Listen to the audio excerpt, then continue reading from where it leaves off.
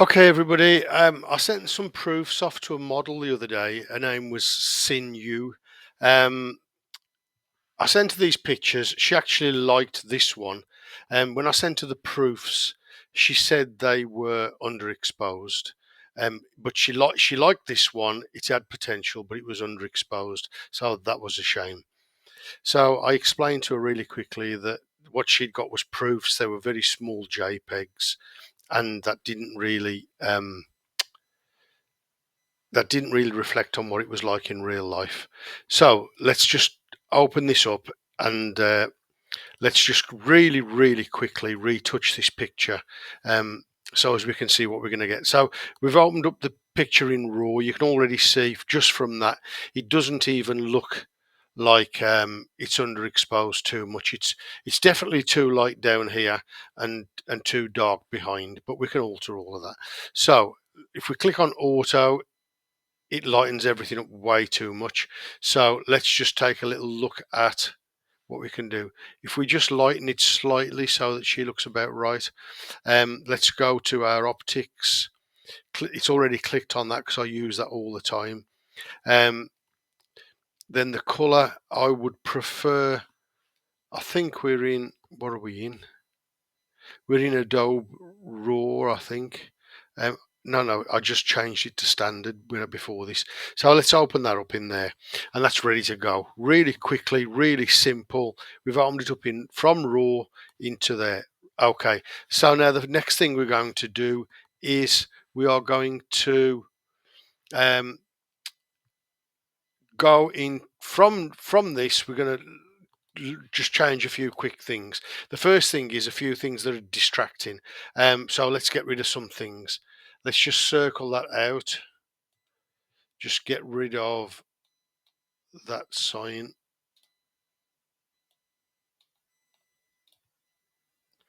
Um, so let's get rid of that first. Into generative fill. Don't need to tell it to do anything. It's going to pick up on the brickwork around there, and it's going to give us a couple of options. Hopefully the first ones will be straight pretty good. Feels like you're waiting forever, doesn't it? As you can see, one of the things she loved about this picture was the red, the sunlight on her hair. So the one thing we don't want to do is lose that. So that's that gone. We've got that there as well. That little bit of that. Make sure you get some of that. So we'll get rid of that. Generative fill again. I think as you work with generative fill, it gets used to the way you do things and gets used to the way, and I'm sure that it kind of AI kind of reads how you like to do things and then works with you. So that's got rid of that. What else don't I like? I don't like that light coming down her head there, that lead to it. Matter of fact, let's get rid of the whole light. Takes a little bit of time.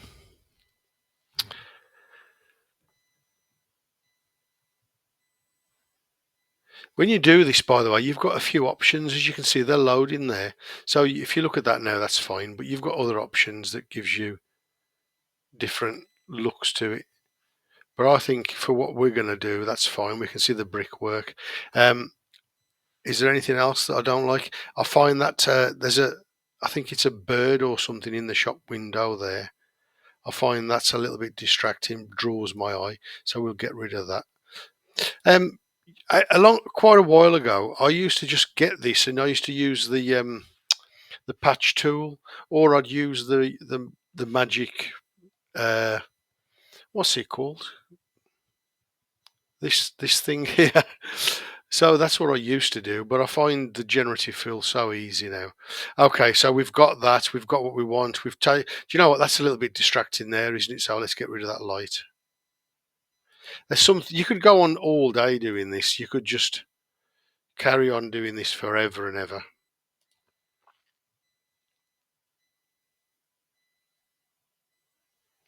Okay, so once we've got rid of that, I think we can then start working on the light on that. Now you can do this in Photoshop. It's really easy. You can alter the foreground, the background. You can select the model and alter the background separately. But I want to show you a really quick thing that I do. I go into Luminar Neo.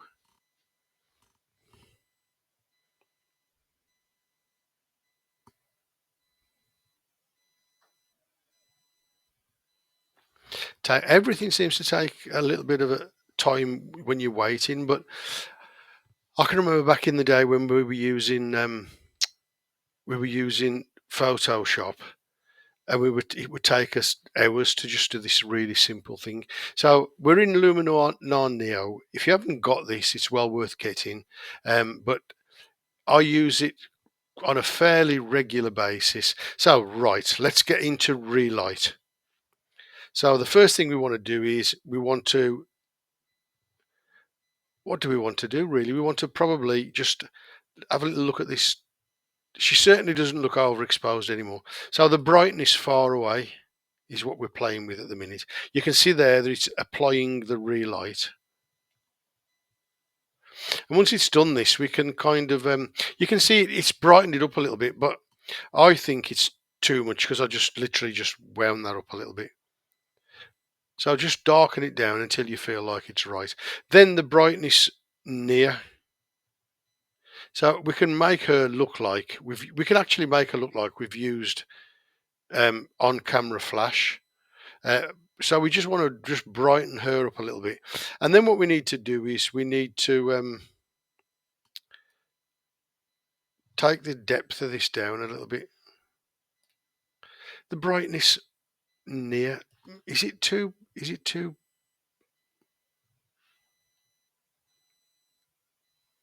can see that lovely glow on her. So I think that's, you can actually see now that we've got, can you see, if you look at the floor by her feet, so what we're doing is we're altering the light of that. Can you see that? It's moving. So we've darkened the floor down slightly. We can even take that up a little bit further if we wanted to. And then I think probably the brightness far away needs to be just slightly lifted a little bit. Okay, so let's just apply that. All of these things that we do need to be slight movements. We don't want to go too far away from what we originally shot, because the best way, if we possibly can, is to get it right in camera. Okay, so you'll see now it starts to work, and you'll see the little, uh, you'll see a little, uh, do you know what? I can't even speak this evening. You'll see it start to load in a second or two, and it'll make the adjustments. You can see the floor's really light there. You can see that everything around here is overexposed a little bit, and you'll see in a second or two that that will actually alter, and um, it'll start to look a little bit more respectable. Seems to be taking forever tonight, so this is a new um, it's a new screen recording app that I'm trying at the moment. It's called Clipchamp. It's free in Microsoft 11, but it seems to be taking a long time to load things because I've got a pretty good computer, and so it does seem to be taking quite a while. So anyway, we'll just patiently wait.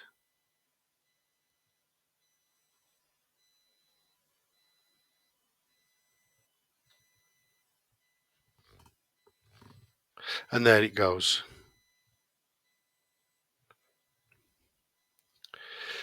So the next thing we can do is we want to get this skin and everything looking pretty good. So for that I always use, I could actually do it in Luminar Neo, and that's what I should have done really.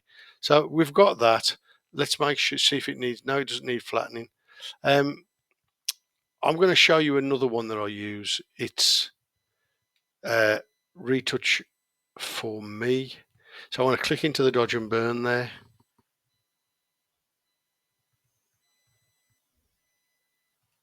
I'm taking it to the, if you look at that there, it's on the full length one. So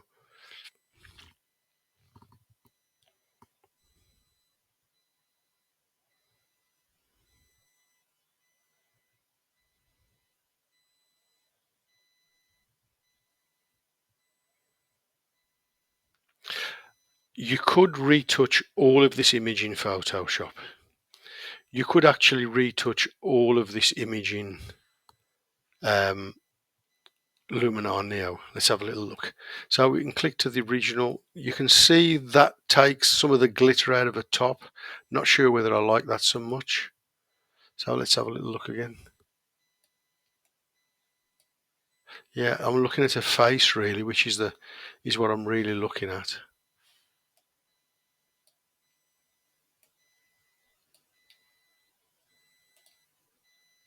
So I'll just keep playing with that until I find.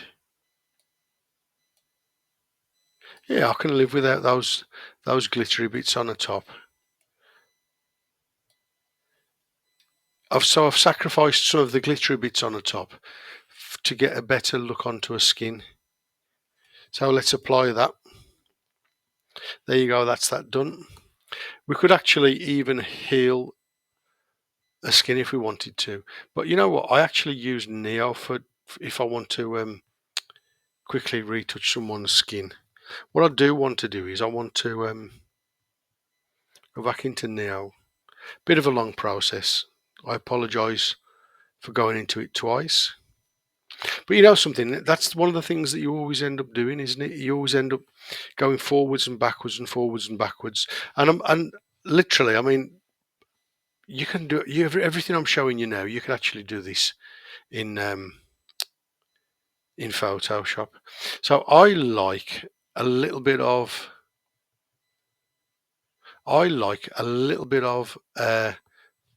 sparkle in the model's eyes. Now, I don't know if you've ever photographed a Chinese girl, but one of the things that's amazing about them is that they've got these incredible dark eyes. So what I've done is I've just clicked onto that just to give it, just to pep it up a little bit more. So let's have a little look. You can see it's still processing the image there. So I think possibly this this clip champ is slowing the computer down considerably. So I probably won't be using this actual program again.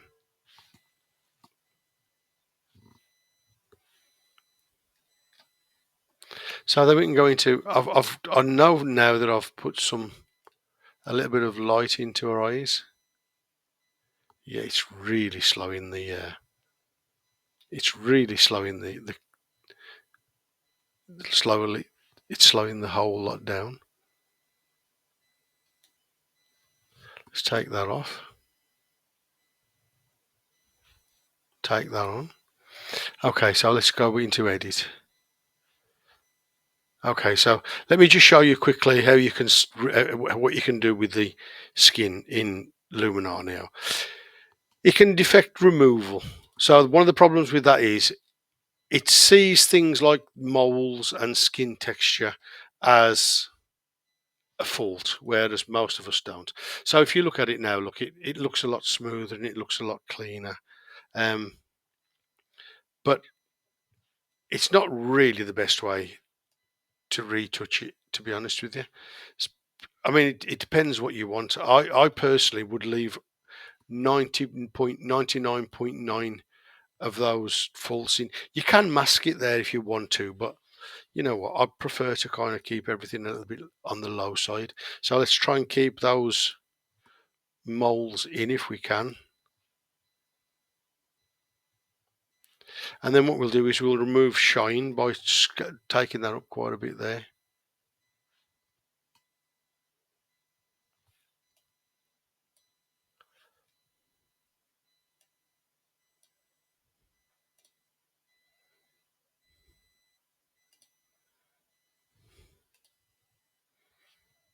Okay. Do we want the skin defects? So we've removed the shine. You see, this is one of the things that I don't like about apps like this. It's given me a really awkward situation now. I've either got to have I've either got to have um, all of the skin defects, which Sin's got good skin anyway, and lose things like the mole, or I've got to have kind of choose my way up the scale and see how much we get clear skin. Do you know what? Just for this example, let's just do the clear skin. It goes against everything that I want to do, but there you go.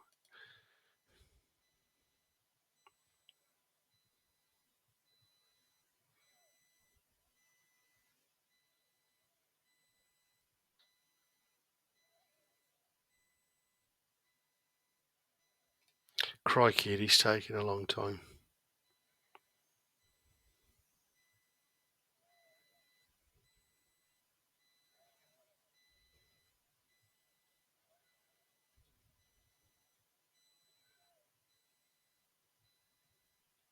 So that's got us where we need to be now. The background looks nice and exposed.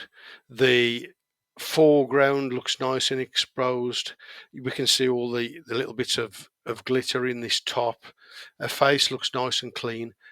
Much too clean for my liking, but there you go. And then we've got that kind of how we want it. An interesting thing to do is we could actually save that now and just leave that at that. But you know what? Instagram these days demands that we use square formats. So if I use a square like that, what we'll find is that I've got this choice, and this is one that I always do. I put it out there and leave the two side bits blank like that by using background default, or do I use content aware, which is absolutely dreadful, or do I use generative expand? And you know what, right? Because you've just seen me use the generative fill, you know I'm going to use generative expand. So let's see what sort of job that this does. We want it to fill this corner in, um, and let's just see what we get. I want to type nothing at all there. Let's just see what it does of its own accord.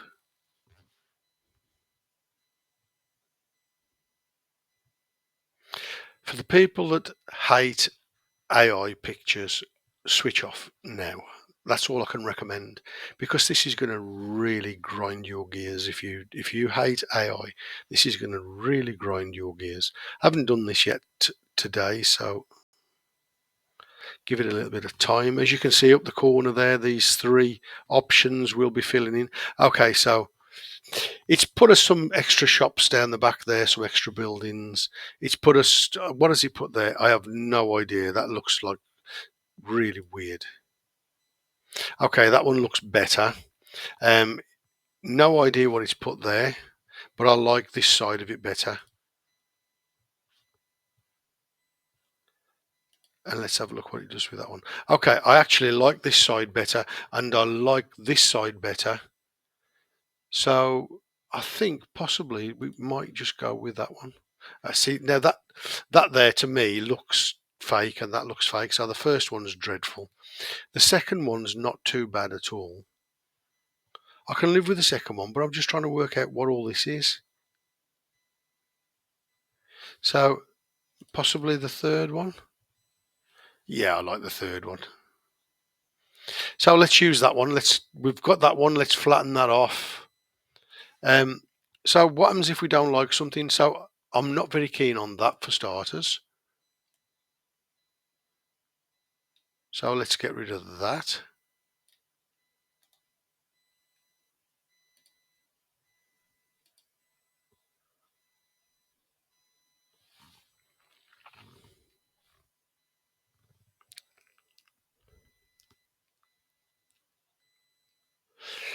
I seem to spend a lot of time when I'm not in Photoshop waiting for this for this thing to load. Okay, so that's not bad. That's better. That's is it that one that's better or that one that's better? I'm going to go with that one, but I'm going to flatten it again. What I don't like is I don't like that, so let's get rid of that.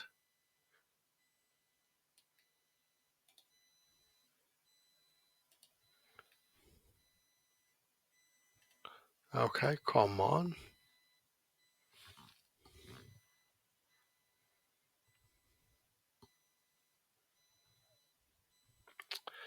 Yep, we spend a lot of time now waiting for things to generate.